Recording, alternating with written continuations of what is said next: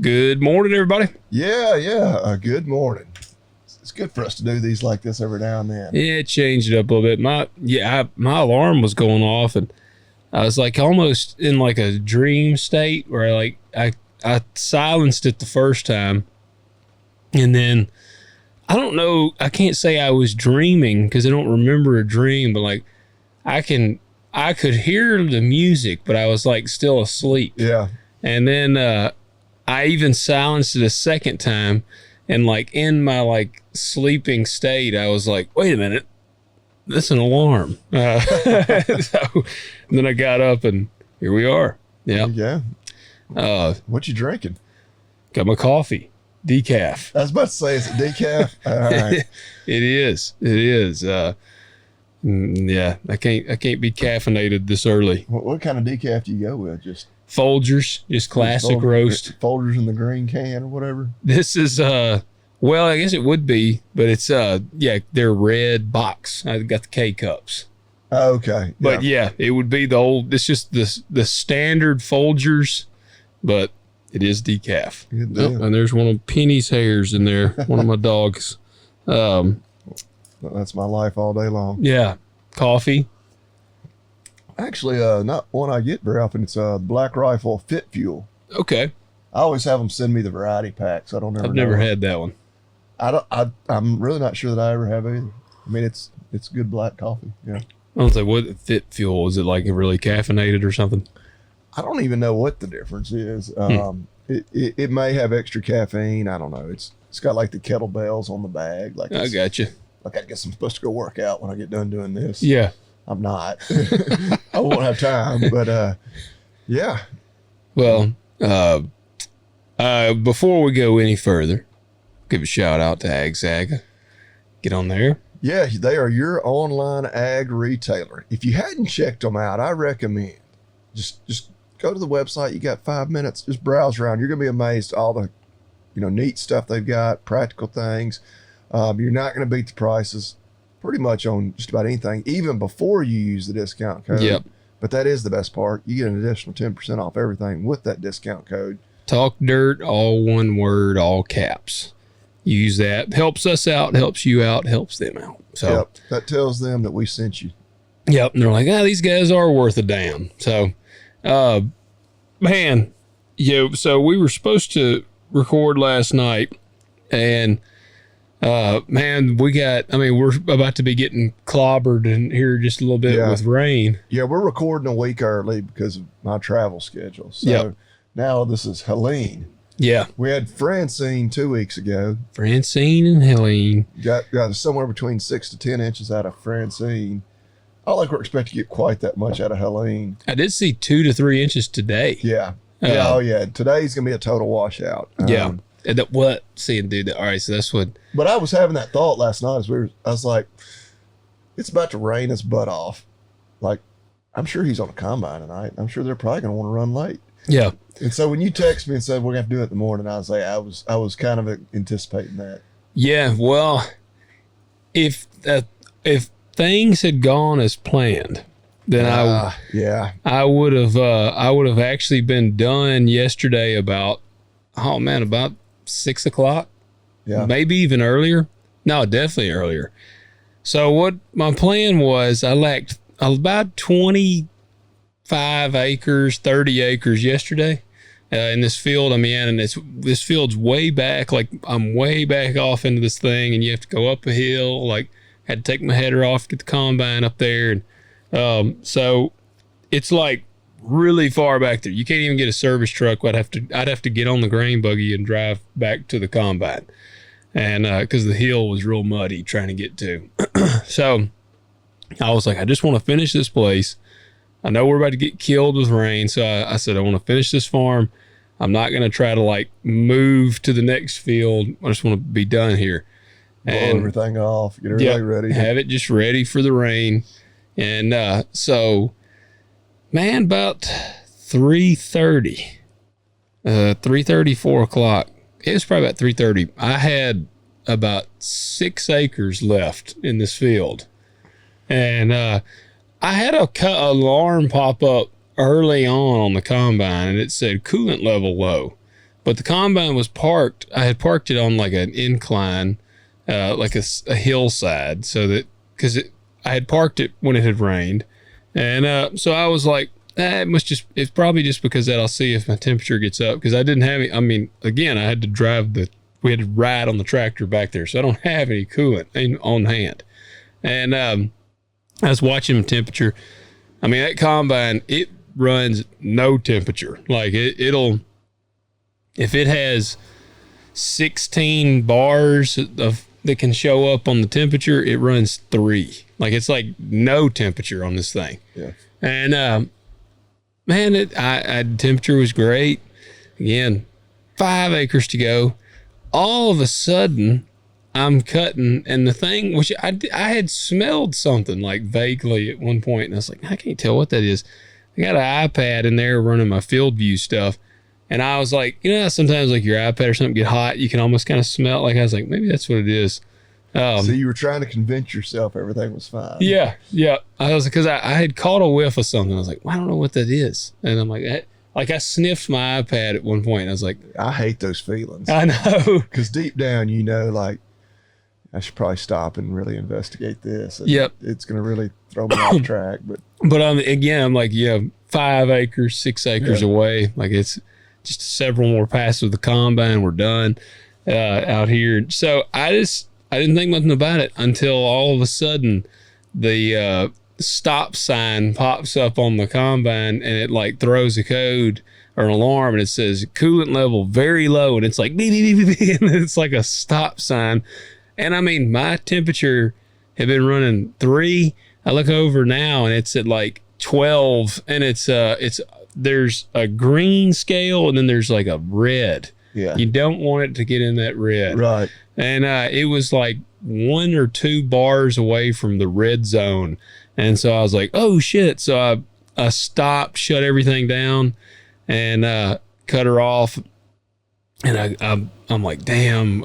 So I'm just like, man, I hope it's just super low on coolant. And I got back there. It was super low on coolant because it had blown a line like this. There was literally, it's almost like a turbo boot. It's about, I don't know, 4 or 5 inches long, like that. I mean, what I'd say consider about 2 foot long. But it had just blown, and man, it had just blown all the coolant out. Like, so luckily Derek was there. Me and him both, we had enough tools on the tractor. I got a toolbox in it and the combine that we were able to, man, we had to take a ton of shit off, like the air filter stuff. You could see the thing. Like I could see where the issue it was, but couldn't get to it. I couldn't get to it. Like I dropped my ratchet down there, and I went to get it. And I realized my arm would reach down there. I had to lay flat on top of it. My arm could get there, but it has 2 clamps. The first clamp was perfect. If they had both been right there, we could have done it without having to take anything off. It would have taken once we got the thing, it would have been like a 15-minute job.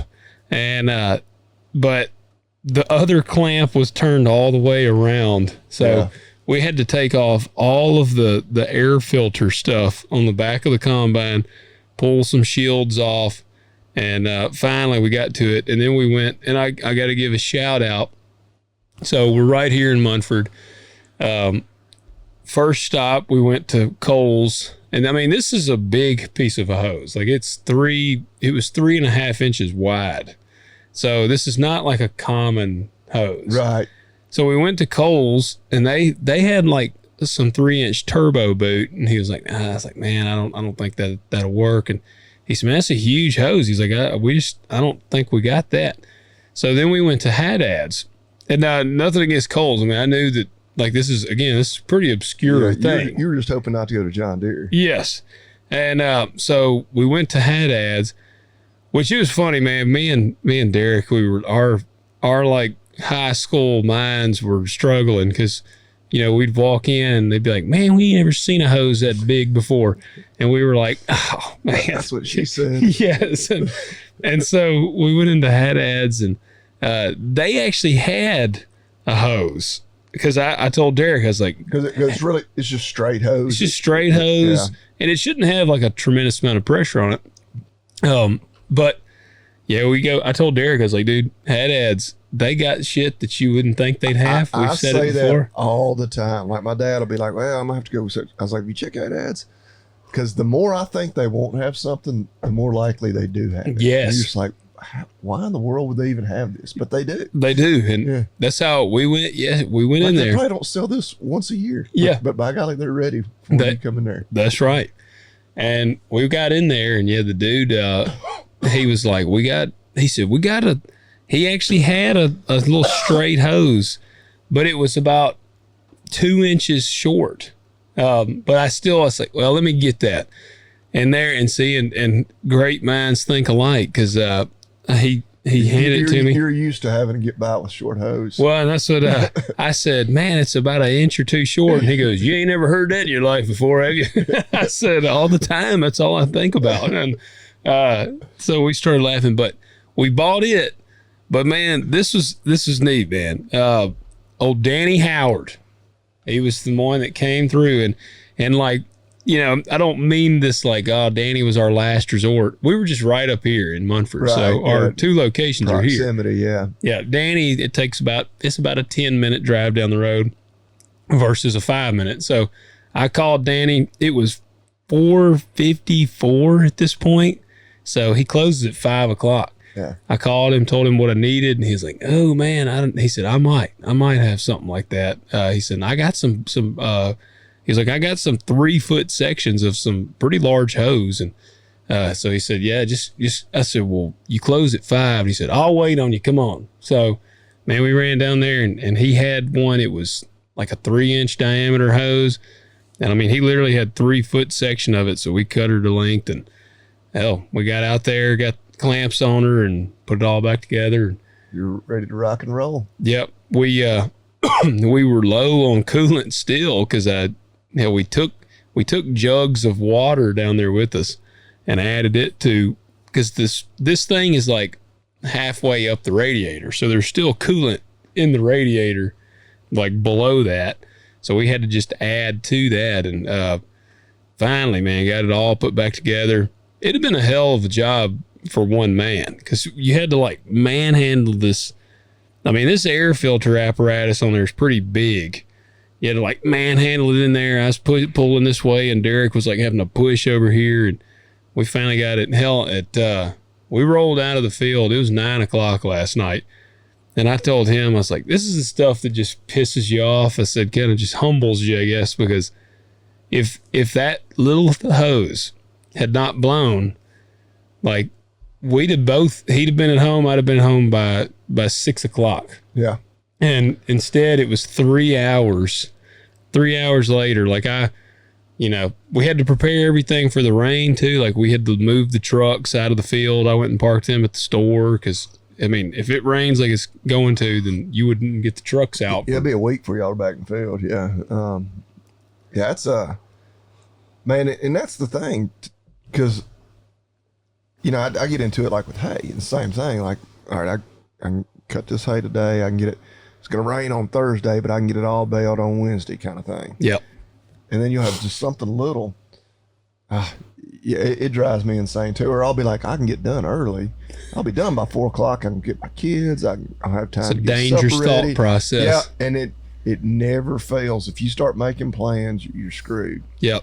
So that's why, a lot of farmers, just don't plan on me being home for supper. Don't plan on me, being able to go do this or that. And then if we get done and I can do it, that's bonus. Yeah. But don't plan on it. Yeah. Well, it was funny, man. We were tripping out yesterday. Like, that's what it was. I don't know, when we finished cutting, he was on the grain buggy and we were driving. I said, hey man, can you stick around and help me get the big trucks moved home or moved over to the store? And he was like, yeah, I don't need to see my family. So yeah, I mean, I don't know, man. But that is, that's what I thought about. I'm like, man, and I've been thankful, like, been very blessed. Like, that combine, I mean, she's been a hoss. And I mean, last year, I don't think I I might have had one single little issue out of it. And, I mean, we've cut 250 acres so far this year, and that coolant thing. So, I mean, you know, it makes me like, there's guys out there. I remember that 1688 or 2388 combine that we used to have back in the day. It would break down every other day. Like I remember, I was like, man, it was making me think, like, when you got stuff that you're having to constantly work on. I'm not having to do that on my 680, but just it reminded me. It's like how much it can slow you down. Like, I mean, you talk about if you add several hours every few days to something because it's broke down, your harvest gets real long after that. Yeah. Oh yeah. Well, yeah, but I figured, I was like, man, they're going to be running until late tonight because they're going to try to get everything done they can because. Yep. Yeah. Well, yeah, and I will say, man, the beans were crazy. They were crazy yesterday. Yeah, really good. Yeah, like it was. All the early beans so far have been they've been bad to the bone. Like I had quite a few times where it got over 100 bushel an acre. Really? Yeah. Like I don't know that I've ever seen that. But I'd be cutting and like I'm running my field view stuff and. You know, you'd look up there and it's doing an instant average and all that. And it got up to, I think the highest I saw was 105 bushel. And it would hit. Oh, there was several spots, man, where like, I bet you there was about 6 acres worth that probably averaged 90 bushel an acre. Yeah. Like it was just steady. It never bottom was. Ground. Yep. It was never dropping below 90. And that's what Derek, he was like, man, this beans must be good. Cause he's like, he's just usually in beans, it's slower. Like, you know, as far as getting full. Yeah. Oh, and that's it. Like he had gone and unloaded in the truck and come back and I was already like sitting there loaded again. He's like, man, these beans got to be good. Cause he said, this is like the fastest you ever filled up on beans. So yeah, I hope it continues. Everything going good at the elevator? So far. That they hadn't had trouble getting barges loaded or anything? Well, CGB they've been busting ass loading trucks. They're trucking it out rather than loading barges? Yep. Yeah, because I knew, of course, we got all that Francine rain, but it didn't rain a whole lot up north of us, in all the watershed for the river. Yeah, it didn't really help us out. Yeah. But yeah, they're trucking out. And that's because my driver, when he was, he told me, he said, man, they're freaking rolling that stuff out of there. They're doing it right this time. Apparently I haven't hauled any this year, but, a couple years ago, they kind of got, a lot of the granaries kind of got caught with their pants down, like when the river did this. Yeah. And so. Just weren't ready for it. No. And so they were like, you would pull up at the granary, like for people that don't know, when you get to the granary, you pull up there. They got this probe and you just unroll your tarp and they do several checks in the trailer and it's pulling some of the grain out so they get your moisture, test weight, foreign material and stuff like that. Then you pull around and they weigh you, then you back up and then they unload the trailer inside their, like where their little, well, the elevator is. Then you pull back up and they weigh you and then you leave. And so that's how they judge how many bushels you had, your weight. Well, man, that year that they got caught, it sucked because they had like 2 lines of trucks. And you would pull up there and they would weave an empty truck in between every full truck. So you would have to wait on them to load a truck. Yeah. And like, for every one they'd unload, they'd have to load one. Yeah. And it was slow go doing that. And so now my driver, that's what he said, man, they got it going on right now. He said, because they've apparently got it set up now where they're loading them on a separate area. And he said, I mean, he was like, dude, it's steady. He's like, it is steady at trucks rolling. So yeah, they're going, prices actually did jump back up a little bit. They got up over $10. Yeah. But I have slacked on my little marketing thing. I watch, we've just been a little occupied. So I hadn't even watched it yet. Yeah. I'm still kind of amazed because I know they've got rail lines right there, which of course I don't know where they're moving this grain to.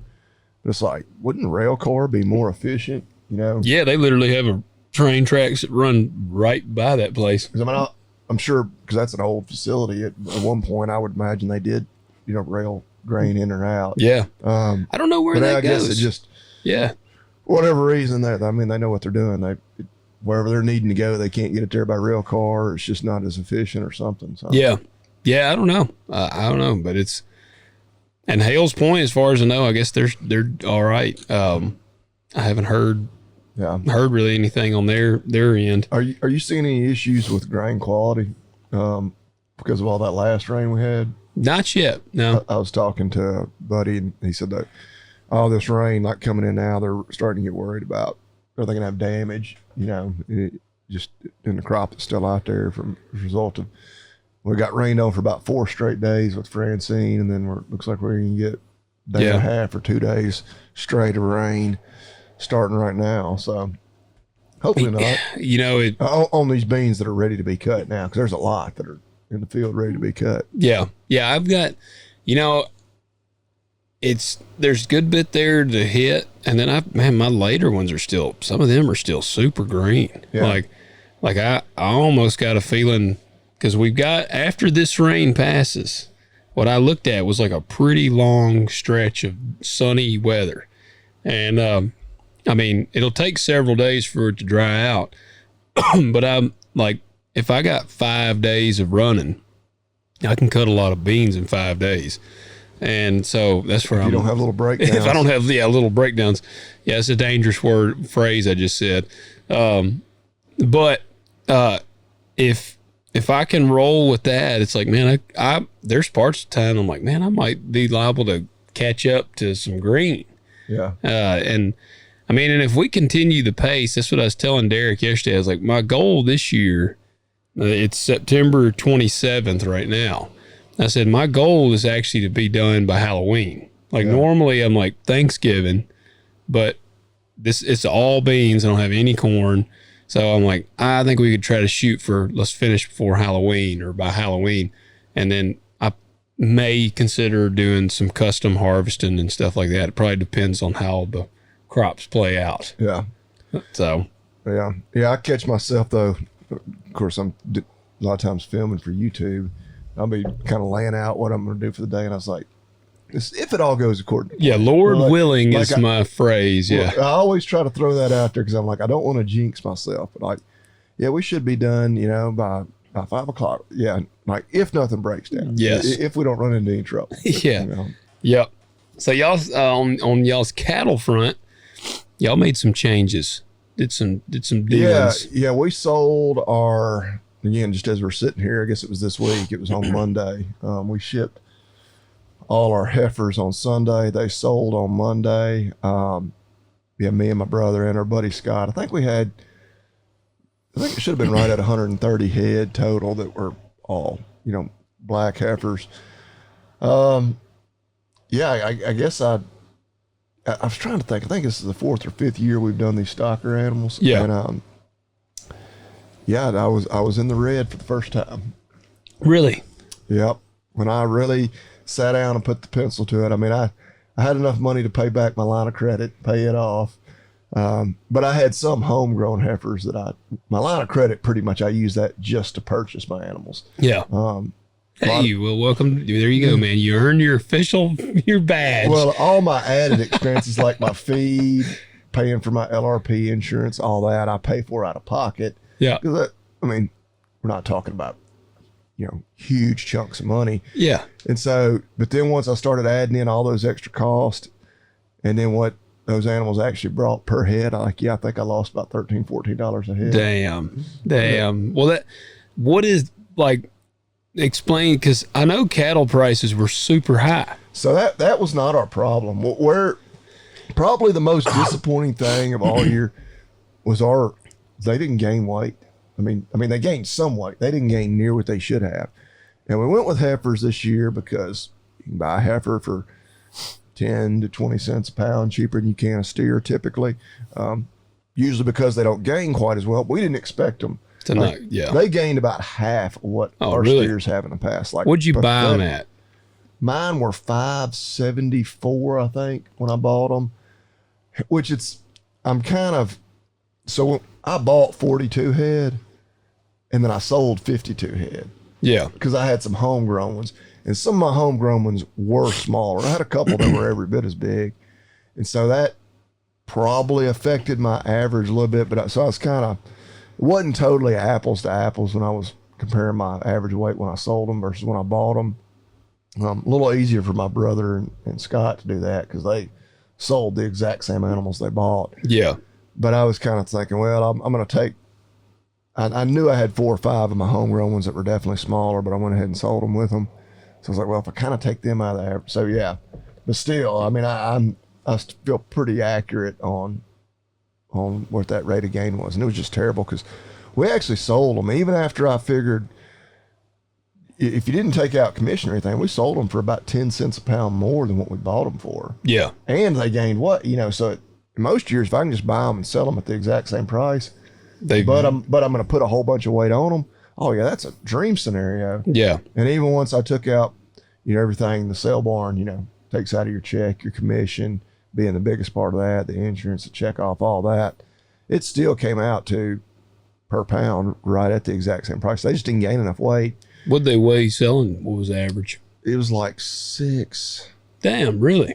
Now, I mean, they were upper 6s. I'd have to look. What do you typically expect them to be? 800? So if I buy them at 600, yeah, I want them to be close to 800. Now, we sold earlier than we had to on steers. Yeah. Now, I had one group, like 31 of mine that I sold was like 715 pounds. So they were about where I thought they should have been. Of course, this is like the bean field, what the whole field averaged with that 6 acres did. Yeah. Yeah, we'd all be rich. Yep. But yeah, and if you just broke those heifers down, what they bought per pound, like, oh yeah, man, I made real good money on them, but it was the other. Then I had like 17 that only averaged like, I don't know, like 625 pounds. Then I had 4 like little nuggets. Yeah. Dude, but those were all some homegrown ones and whatnot. That is just like, it's funny. That is just like row crop. Like, oh yeah. Well, and so like those few head, you didn't make any on, which again, I didn't even buy those. So it's probably not entirely true, but they smoke your average. But when I added up the costs that I had in them, I actually, people that are really interested in all the details, I'll have a video that's going to come out on YouTube. I think I scheduled it for next Wednesday, which I guess after this comes out, it will have come out the day before. Yeah, it'll come out 2 days before. Day or 2 before. So if you're really interested in all my details, go to my YouTube and I break it down in about a 10 or 12 minute video. But interest. Yeah. When I looked at what my interest payment was and I broke it down per animal, I was like, damn, damn you, Joe Biden. Yeah. Like Kamala says, we can't afford another 4 years of this. I know, that tickles me when she says that. You're right. Yeah, we cannot afford you. What are they even thinking when they say that? Her and Tim Walz have both done that. Yeah. Like, whoa, what? Like you're literally. Yeah. Like I already wasn't voting for you. You don't have to convince me. Yeah. Yes. Well, dude, that are they that dumb? Like we can't afford 4 more years of this. Did you see where Sam Elliott did his video for them? Sam Elliott, he endorsed Kamala. What? He did like this and we were like, surely that's fake, but people have been like researching it. No, it's. What's their reasoning? Like I've still yet to hear anybody give me a reason. Well, he says it's time for change. We need to vote for Kamala. Did he really? And he even, his end phrase was, "Be a man and vote for a woman." Like that's literally his end thing. I have no problem with voting for a woman, but I laugh at the vote for change. It's like this is the administration that's in there. Like and that's what pisses me off. The media, and I think you've got a lot of the low information voters that are like, yeah, this has got to change. We're still seeing Trump stuff up there. They're right, and the media just controls that narrative so well, like. Yeah. I mean, how quickly you go back to the middle of the summer, especially like when Trump, the first assassination attempt, you're like, there's no way he can lose. Like, this is going to, I mean, like you survive that, plus you're running against that. Like, there's no way you're going to lose. And how unlikable she was. The media didn't like her. Nobody liked her. Like, she spent the first 3 years of Biden's presidency, like she wasn't even. Like, you didn't even know see she her. was there. Yeah. And like, she wasn't doing shit because she wasn't doing shit. Yep. And then all of a sudden it's like, she's America's sweetheart. I was gonna say, yeah, she's like cackling, this fierce, powerful woman, and like what? But they just I don't know. That's where I like, man, the media is truly our enemy. Like the way they, they're not interested at all in reporting. They're interested in forming the narrative. Yeah, for sure.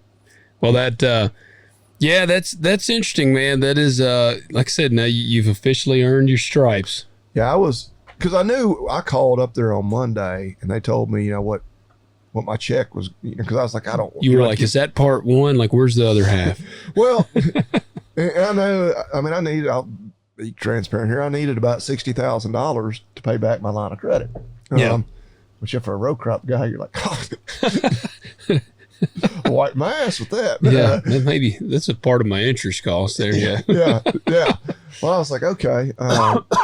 So it's like, I definitely need the check to be a lot more than that, because then I have, I'd like to be able to pay some land notes and other stuff too. They told me what my total check was going to be. I was like, oh, okay. I was hoping for a little more than that, but that's enough to pay back the bank. Yeah. Today I'm like, when I look at my bank account, I'm like, oh, hell yeah. Yeah, you got that check in there? I've already got it scheduled to transfer to pay back my line of credit. Yep. So dude, it'll look good for till probably whatever time today the transfer goes through. That's what I always tell Marcy that, I've mentioned on here, I joke around. I'm like, when I because a lot of times I get my grain checks in and then I start paying stuff. Yeah. And before you start paying off all those bills, you're like, damn, look at all those zeros. Yeah. Like even, and then, the girls at the bank, like their eyes will get big. Like, like you pull up and you're like, yeah, here's your check, $250,000. You shouldn't put that in there. And they'll be like, whoa, wow. And I got to sign off, get somebody to sign off on this thing. But then, and they don't ever say anything, but I'm laughing because I'm like, literally every bit of that is going to go to bills. Like when it's said and done, hell, I may still owe money. Like whatever. Does the bank ever give you a hard time with those checks where it's like, we're going to have to hold part of this? No, they don't. Where I bank at Tipton, give them a shout out. They don't. I know Dad has run into that problem with some of the banks right here in town. I ran into it. And hell, this was when I had literally 20 acres of row crop ground. So I'd have it wasn't near $250,000. It was like maybe a $10,000 to $15,000 check. Yeah. And they'd be like, oh God. And it'd be like from Cargill. I'm like, this ain't from some company you've never heard of. And they're like, it's going to be like 10 days before this full amount's available to you, which I was always like not in a hurry to spend it. And then like the more it went on, I was like, oh, that kind of pisses me off. Like, no, why? And of course this was 12, 15 years ago. Yeah. Commodity prices weren't what they are now, but it drove me to leave that bank because they would do it every year. Yeah. I was like, this is stupid. Well, that's like that check I took yesterday was a whole lot bigger than that. And they didn't even blink. They're like, they're 1 year, because I typically get the checks kind of every so often. I'll be like, you can send me a check, or they'll message me and be like, you want a check? And I just go and I'll deposit them as I get them. And hell, at one time, I think 1 year I had deposited probably in one go, I bet I've deposited $600,000. And no, they still aren't like, Bank of Tipton, man, I'm telling you, they're like. Well, if they've dealt with any farmers, they know that's the way it goes. Yeah. Yeah. You get all your money comes in right here. And, so no, they're always good. Because Dad, I know Dad, one of the banks right here in town, he went and deposited it was like, I don't know, 7,000 or 10,000 something, and then he was like, I need to withdraw some cash from this as well. Like I'm gonna deposit it and I want to get some cash because he likes to carry some cash sometimes. I don't anybody that's gonna mug him. Sorry about giving that information out. He also stays strapped, so he does not carry $7,000 cash in his pocket. But he was like, give me a little money on it. He's like, I want $15 back. They're like, no. Yeah, they were like, it's gonna be several days, and he was like, what? And they said, yeah. And actually, I think when he went to deposit it, they were like, you're going to have to come in to deposit that. And he was like, what are you talking about? And this is a bank that he's literally banked at for 40 years.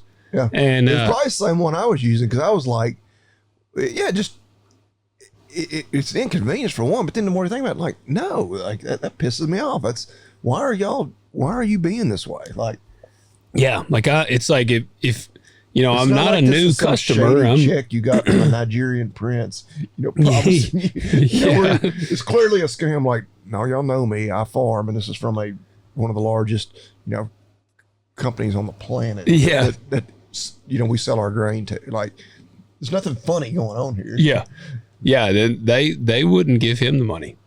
Like, they made him wait several days, and I think he actually quit doing business there. Yeah, I quit doing business there because back when I was in tech school, man, it's been I don't know 14 years ago or whatever now, I think. When I was in tech school, I was living off of scrap metal. Like, I would sell scrap metal and do little idea things just because I was going to school all day, and then I'd come home and I'd scrounge up stuff, do some audio jobs. So I didn't have a consistent line of income. I was basically just doing what I had to do to stay in school.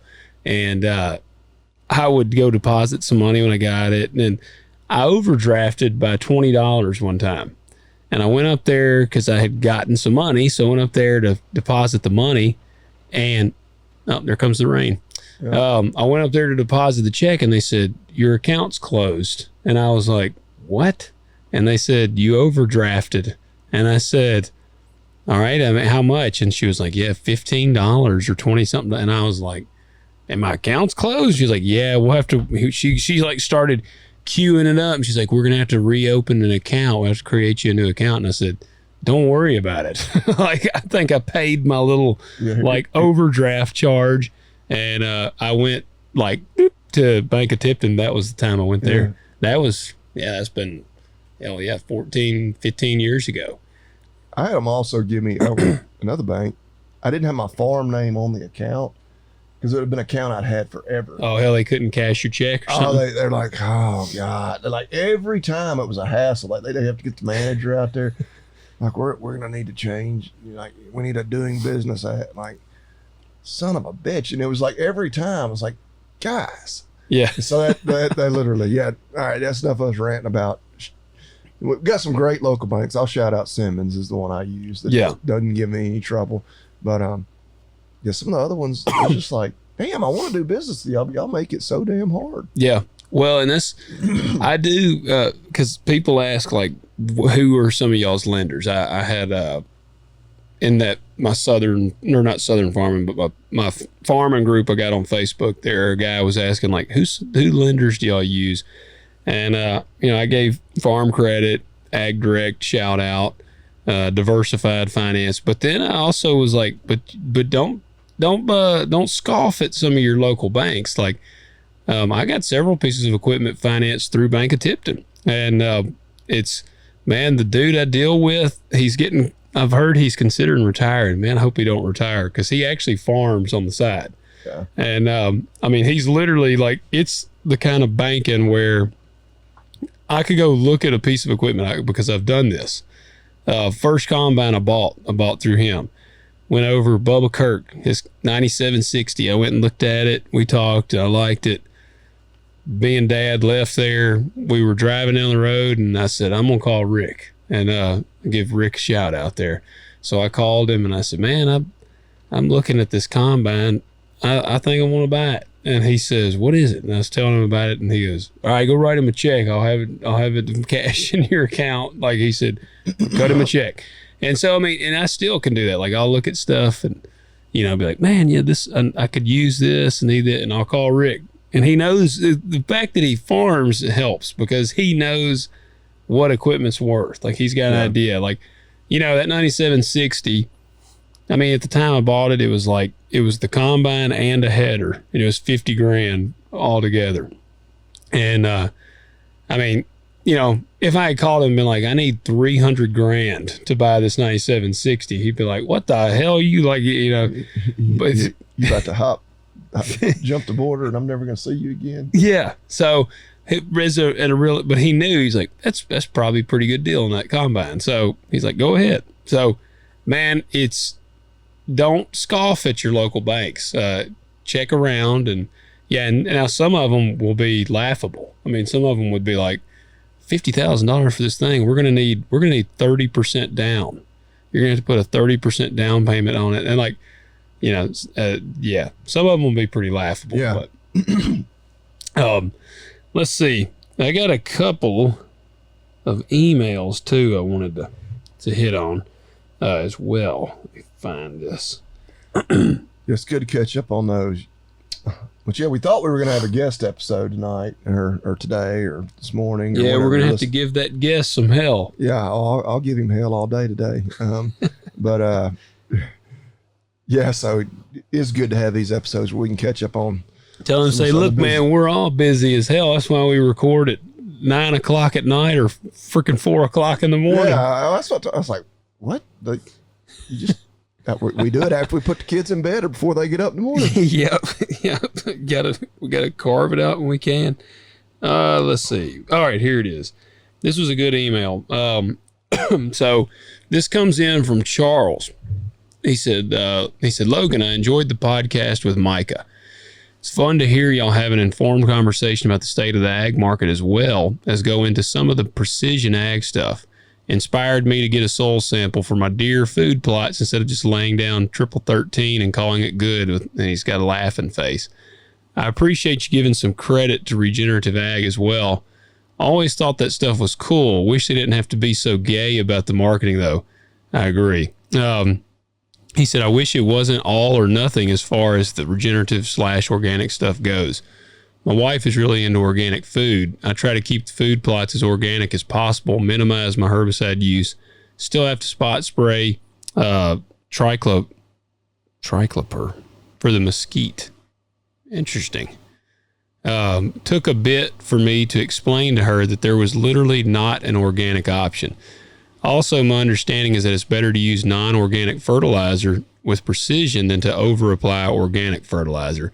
So using, say, chicken litter to meet your phosphorus requirements, followed by pure ammonia to meet your nitrogen requirements, since chicken litter is heavy in phosphorus, would be better than using chicken litter to meet your nitrogen requirement, which would over-apply phosphorus. See, those things people don't think about. Yeah.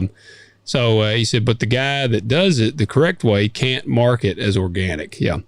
One thing I am interested in is manure being better for the microbiome of the soil. I'd like to learn more about that.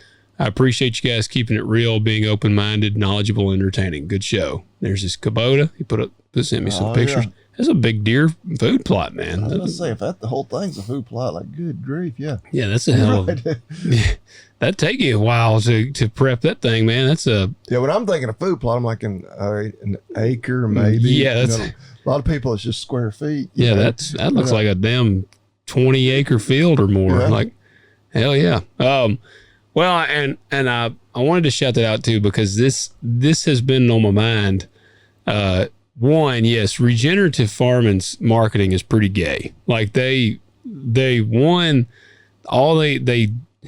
demonize conventional farming, and then they're all like, I get a liberal vibe from a lot of them, and I don't like that. And so this is kind of what I've been thinking. Me and Derek were talking about this last night when I was cutting freaking 90, 100 bushel beans.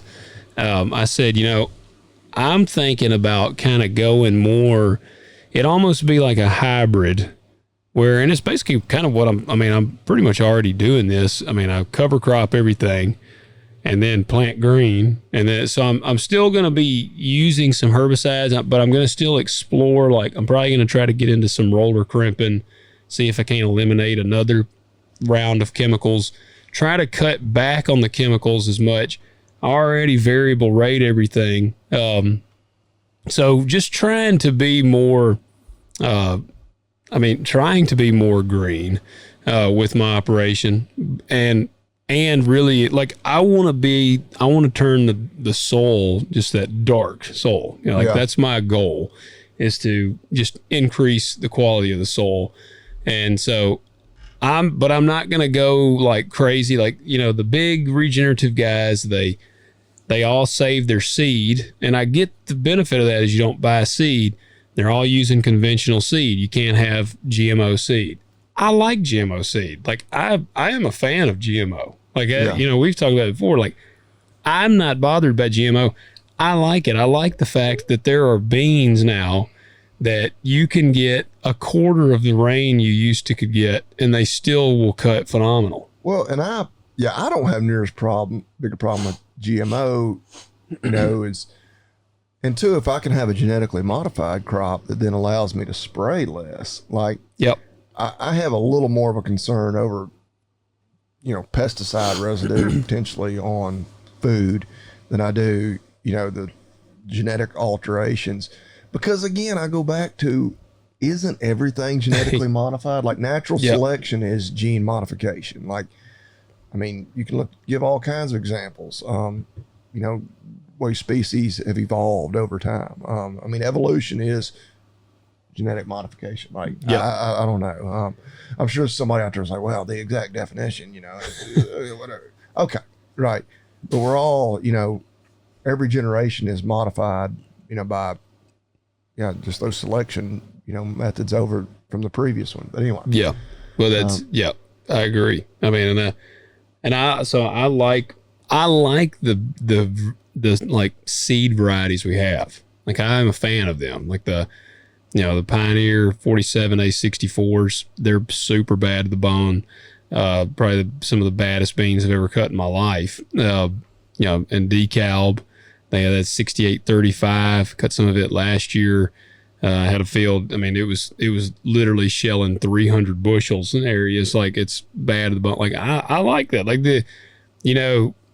if you can minimize, like we talked about, if you can minimize cost, if I can get my operation where the soil is building and I can minimize so much fertilizer and I can minimize some chemical thing, like those are costs that I'm bringing down, but I'm not sacrificing on the yield front really. Like, I could throw, my yields might come down a little, but I don't know.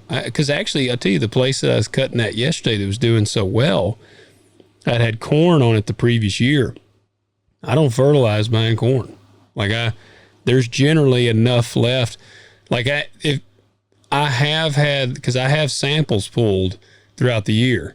And if it needs something, sometimes, you'll get them to go in and put down variable rate. Like maybe if you need some phosphorus or whatever, they might come in and can do a little bit where you need it.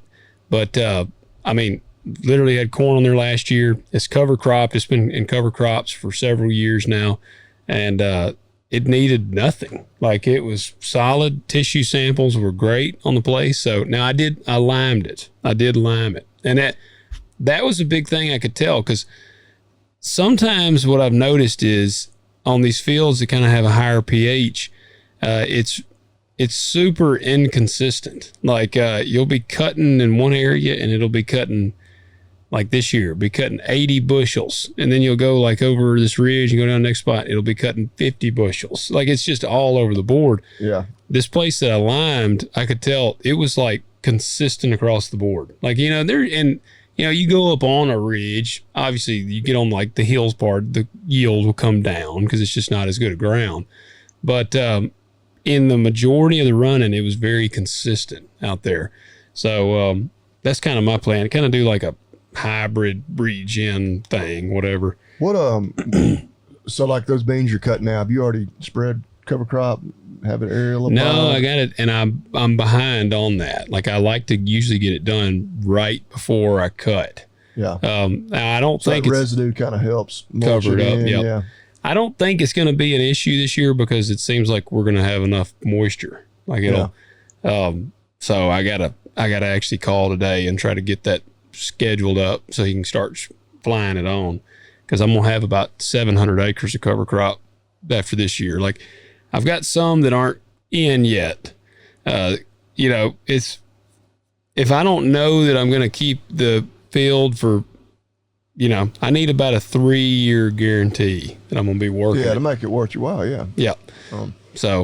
But yeah, man, appreciate that, Charles. Like, I thought that was cool. We're right here with you, man. Like, they need some balls in their regen ag marketing, and they need to Hell, they need to get off their high horse. Well, shit. Yeah, the whole all or nothing is kind of, I mean, that's a big barrier to entry for some people. Like I'm one of them. I'm gonna try to implement a few things this year, and then if that goes well, then we may try a few more next year, and then, but yeah, if it's like, oh no, if you don't do every single thing the way we want you to, then you're not allowed in our club. Yep. Like, all right, you don't go kick rocks then. Yeah, and that's with the prices and things the way they are. It's stupid to market it that way because it's a big undertaking. Like people, I think, don't understand. Like, I talked to the guys at Understanding Ag. I had a call, and I'm probably gonna do a deal with them, but I think we're gonna do the farm store that direction. I want to, because that's produce you eat, and they do orchards and stuff like that. So, I would be more apt to that being, because I mean, man, a lot of what I harvest, it's either going for feed or, some seed oils that are shitty anyways. Like, oh yeah. Your commodity, corn and soybeans, I guess a lot of corn does go into ethanol. Yeah. I don't know about specifically right around here. Does a lot of it end up in ethanol, or? I still probably think so. I guess because we're right on the river, a lot of ours that's grown right here goes to export. Yeah. Because we're just a couple miles from the river. It gets on a barge, it goes to the Gulf, and then to wherever in the world that wants to import our commodities. Yeah. I think more so than maybe some areas a little more inland. Obviously, guys that are growing grain in big cattle feeding areas, big dairy areas, big chicken houses, more of that probably stays right here for domestic use. But yeah, it goes into animal feed. It's not a most likely not in the grocery store. Nobody's going to the grocery store and buying a cornmeal that was grown off a farm just right up the road. Yeah. So yeah, that's there goes my rooster. Crowing. Sun must be 5:15. No, he's early. Yeah. Sunrise not till 6:50. I rescued that chicken. They were on the side of the road. Me and my wife. Really? We were riding through. There was 3 silkies on the side of the road, and I was like, "What in the hell?" And it was down like in a secluded area, like there. So it's like these things didn't just appear, and they were in a group, like just right on the side of the road. Were they all roosters? Well, he didn't know it at the time, but they are. See, somebody dumped them because they had too many roosters. Yeah. Yep. And that's what, because we didn't even have a rooster anymore. Our rooster actually died. It was over here. He was a good rooster. But I'll be honest, if I get one that actually ends up being a rooster, we wring his neck. Well, see, old Buzzard's what I called him. He was good, and he kind of protected the herd or the flock. But we got these, and I couldn't catch one of them because they went down into this. There's a little creek that runs, and it's about 8 foot wide, 10 foot wide. And it's relatively deep, and they all went down there when I went to try to catch them, and I caught 2 of them. And this other idiot, it just jumped in the water and swam across like a duck. Yeah. It was funny, like how it swam across. Hell, I'm sure it's dead. A raccoon ate him that night. Yeah, because it actually, I was watching, I was like, you idiot. Like, I was throwing rocks over there trying to like spook it back across, and it like went walking, and it was kind of on the side of this hill, this bank, and there was a hole in there where obviously some sort of varmint lives, and it just moseyed into that hole. Yeah, I told Marcy, I was like, it's probably something in there right now. It's like, hey, here comes dinner. Like, are you shitting me? Yeah. Like, thank you, God. How damn lucky can you get? Yeah. Yeah, we had a little banty rooster that our neighbor gave us because he was real friendly, actually. Yeah. And I liked him all right. But eventually raccoons were getting ours, picking them off one at a time. And, yeah. Let's see. We got enough time to do maybe 1 or 2 emails real quick. This comes in from Brian. He said, "Hey guys, really enjoy the podcast. Hoping we can get together this December and talk poultry farming." Yeah, he's a pretty big poultry guy. I'm definitely interested in talking with more people that are on that side of things because I just know what I hear and I've never heard it straight from the horse's mouth. Yep. And he said here, in the meantime, last week I heard Logan talking about finding his niche in the YouTube world. Honestly, I think you're sitting on a gold mine with the Little Blue Store. beef might be hard to ship across the world, but you know what isn't? Canned produce and honey. He said, I think followers on YouTube could become paying customers in life. I'd sure order a batch of sauerkraut if it was availed. Appreciate that, man. Yeah, you know, that's what we've talked about, is getting more. We like the canned stuff, and actually going to dabble a little bit with. We've already made a batch of soap and tried it out. There's some tweaks we want to make to it, but even getting into some candles and things like that, stuff that has shelf life, and and yeah, the sauerkraut, man, that's been our big hit for sure. And I got to harvest honey. I checked my hive yesterday or the day before, and I got a hive that's full, so we got to do some extracting. Just because I'm an idiot, don't know anything about like honey, like how much does that usually yield? Like one full hive, like, man, is it like gallons and gallons, or it'll just vary? Yeah, it'll vary. I've only extracted one time. I'm gonna say this hive's even more full than it. Oh man, we'll get several. We should get several. I'd say we will get, as full as this hive is, we'll get at least 2 gallons, I bet. Okay. I just didn't know, like, how many beehives do these folks have that, like, they're selling lots of honey? They got a bunch. Yeah, they got a bunch of hives. I mean, there's guys, Brock was telling me, I think a dude has like 1,000 hives. That's a lot of bees. That's dude that's like selling stuff you buy at the grocery store. Yeah. Yeah. And I tell you, I'm going to add to it, because I really enjoy working with bees. Like, and it's like and harvesting honey is one of the coolest things, man. Like, we got the little heated blade, and you take it, you got to you like cut that. And it's crazy how much you get, because it doesn't look like it'd be that much there. And then you put the little frames in the extractor, and you got to hand turn it, which I think I'm going to take the handle off and put a drill on it. I was like, I think I could modify this. But either way, it's a 2-frame. You can put 2 frames in there at a time. And, I mean, man, you end up, like, when it's all said and done, you get a lot of honey. And so it's really cool. Well, and do you have to leave them some? Yeah. There's the way that I do it. There's a bottom box, and I'm not going to use all the terms because I'm not even that good at it. Heather that listens, she's like big into it. Yeah. She would know the terms even better than I would. But the bottom box is like because they got to have it to survive basically through the winter too. And so you don't. Well, that's what and again, I know nothing about honey other than back when I could eat sugar, it tasted good. Well, you leave them the bottom box, and then you got like a super or medium or something above them. And that's the box, once it's full, you can harvest it. And so my box above them is full. Oh yeah, I mean, if I was like, man, screw these bees, oh shoot, I can get a bunch of honey. Say you take both of them, and then the bees would fly out, but they claim we're like in a honeybee shortage. So but I'm gonna probably add a lot of hives for next year.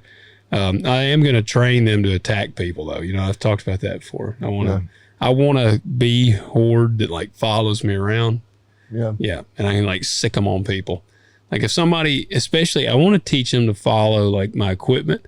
So like if I'm coming down the road and I'm into my combine and there's a car about to turn out and they can clearly see me coming and it's a narrow road and they still just coming towards me before, like if they would just wait 10 seconds, I'd be past them. If they pull out, I want to be able to like sick my bees into their car, like make them go into their air vents or something. So well, I was moving some hay the other day, and it's just idiots on the road. It is. People are in such a damn hurry. Yep. Such a damn hurry. I'm like, you're only going to be behind me for like a minute. I mean, and it's not like if you weren't behind me that you could travel at light speed or anything like. So in reality, I'm only cost you maybe 20, 30 seconds. Oh yeah. Yeah. And like, you're literally that impatient. You're running that far behind. You can't, you're willing to risk your life to pass me in a terribly dangerous situation. all because I can't be behind this tractor. Oh yeah. Well, it's some stupid folks, man. A lot of them. I ain't gonna go too deep because we're at an hour here. So you want to cue up our man? I got the. Oh, you got a company for today? I do. It goes hand in hand with what we were kind of talked about earlier too. That's good because like I said, my list is actually getting a little skimpy. I need to start buying some more Made in USA stuff. All right, where's that asshole? Joe, where'd you go? Let's see. Let me start words. Damn. Let me start off with 2 words. Made in America. We're true professionals here. It tickles me to think like we've quit saying we're going to get it on the board at this point. That's at some point. That'd hopefully, be just too easy to hit a button. It would. I was trying to look here. It wouldn't fit with the spirit of the program. No, that's right. All right, I was looking for it. There it is, Made in USA on there. I was making sure. All right, so have you ever heard of Masa Tortilla Chips? Oh, yeah. Masa, whatever. Yeah, M-A-S-A. Yeah, the ones they from and beef tallow. Yep. Have you ever had them? Man, dude, I have to watch my carbs. I know, but before... I have seen them and I was tempted. Man, and I don't want to badmouth that. Anything like that, when you have to order it, it's just like... Oh, it's not as convenient as going to the store. It's a premium product. Like, you shouldn't compare it to a Dorito or a Tostito or anything else. But it's like, damn. I get all these stuff pops up on my feed for like these carnivore snacks and whatever. Yeah. And like, then when I look at it, I'm like, holy shit. Like, the price? Like, yeah. Like, damn. Like, and I know they're having to ship it to you. And so I was like, But yeah, no, that is a company. If I could still eat chips, I was so close to ordering from them a few times. Never did quite pull the trigger. I pulled the trigger. And yeah, I mean, and they are more expensive. Like it's. But they should be. They're a premium product. Yep. $2 an ounce is what their rate is here. Okay. But I saw it because it's no seed oils, and fried and beef tallow. Like I think that's just kind of cool. Kind of getting back to the former guest of the show, Gate Bart. They I don't know if they're sponsored by them or anything. But okay. They've pushed it, advertised for it. Done some gotcha. Stuff with them. So, well, dude, I was pleasantly surprised. Like you can get a pack here, so you get 4 bags is like $40. I mean, you're spending $10 a bag. So I mean, it's high, but you're buying a premium product. And, and so I bought a thing. I was like, I'll try it out. I got them, and I honestly was expecting them to not be good. Like when the box arrived, I was like, oh man, I got these. I know they're going to be shitty. Like they're just not going to be any good. And oh man, I was really surprised. Like they're a little bit thicker chip, but they got a great taste. They got a great crisp to them. Like I really liked them. And then Marcy, she cooked enchiladas last night, which they were very cold when I got home and ate. But she used them, and she was like, "Those are really good." Like so, they've gotten the stamp of approval. And yeah, I mean, right here on the bag, made in the USA, free of gluten, dairy, nuts, and seed oils. Yeah. I've ordered a special cereal because, of course, cereal is one of the most unhealthy things you could ever eat. See, they've been kind of in the news this week where, I don't know, Robert Kennedy Jr. and some of those people were like all the shit they put in, like cereal's just the dyes and like stuff. One of the worst things. And that's one thing, but then it's just sugar. Yeah. And so I got one that's like keto friendly, and of course you have to order it. And it tastes like wood chips. No, it's actually pretty good. And they kind of design them to taste like, it's like their imitation version of like Cinnamon Toast Crunch. Yeah. And like I've tried to get my kids to eat it, and they don't really like it.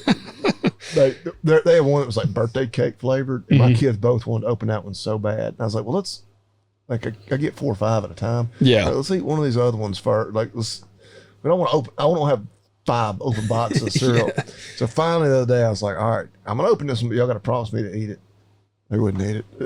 What? I thought it tasted pretty decent, but yeah. And I don't eat a lot of cereal anyway, but like just some mornings I'm running behind, and well, that just like no sugar, yeah, you know, whatever. It's like basically a lot of milk protein, I guess. Yeah. No grains, whatever. But anyway, I will say, man, I appreciate this, like this real kind of, well, the make America healthy again thing. Like, I think this is pretty cool. And I think it's like, this is going to set us up, like, again, talk about the direct marketing, this kind of niche thing. I feel like it's getting perfect, man. Like this is the perfect time. Yeah. If you want to get in, like, I guess several episodes back where we talked about, you said Zach Johnson made the remark that there's no better time to get into agriculture. This really is prime. Like, if you could get into, you can grow clean produce, clean, like, you know, whatever, even if you think some of it's kind of bogus, honestly, from a marketing standpoint and profitability standpoint, like, hell, it'd be worth it. Like just find out what there's demand for in your area and fill that void. Yeah. If there is like people, because everybody gets hung up on this grass-fed, grass-finished beef thing. If you got a super high demand in your area, hell, man, get on board with it. Shit, just you might as well make some money on it. And I mean, you're not doing anything wrong, you know. Like, hell yeah. Yeah, you know, only thing I would say is, like, if you just totally don't believe in it, like, it's gonna be tough for you to be good at it. Yeah, that is true. But yeah, I mean, if there's a market there to, I mean, you're it before someone else filling does. a void, you know, finding that niche. I mean, it's like we're talking about chips. Like, of course, they cost a little more. It's a premium product in kind of a niche there. Yep. Consumers kind of expect and hopefully are willing to pay more for those type things. That's right. That's right. If not, they'd be buying the junk at the grocery store. Yep. Well, all right, guys. Do us a favor. Leave us a rating and a review. Leave us a comment below. Let us know what you thought of the episode. We want to hear from you guys. Shoot us your messages at talkdirtpodcast.com contact page. We're in the middle of revamping the website, and the guys that are working on the site, they sent me like a thing, and actually we're supposed to have some pictures. They need pictures of us. And I was like, I don't have any pictures of us. Like, I was like, we don't take pictures. Like, I don't even have any pictures hardly of myself. But we need some pictures apparently. But I'll tell you what looks really cool. If I ever get them all the stuff they need, the Made in America page looks pretty badass because it has, like, not only does it say the company, but it's got like their logo, and I think you can click it and it takes you to their website. So, like, it looks really cool, but they need something for me, and they've been needing it for like 3 weeks, and I still haven't gotten it to them. So at some point we're going to have this really cool updated website. But for now, just go to talkdirtpodcast.com contact page and submit your questions in there, guys. We'd love to hear from you. We love to get some. We got several more. I have not forgotten y'all. We got several more messages here, but we've just run out of time. So yeah. Y'all go to agzaga.com. Y'all know the drill. Check them out. Use that discount code. No reason not to. Save you 10%. Yep. Talk Dirt, all caps, all one word. Good people over there, just across the river from us in Missouri. Check it out. That's right. All right, guys. We'll catch you next week.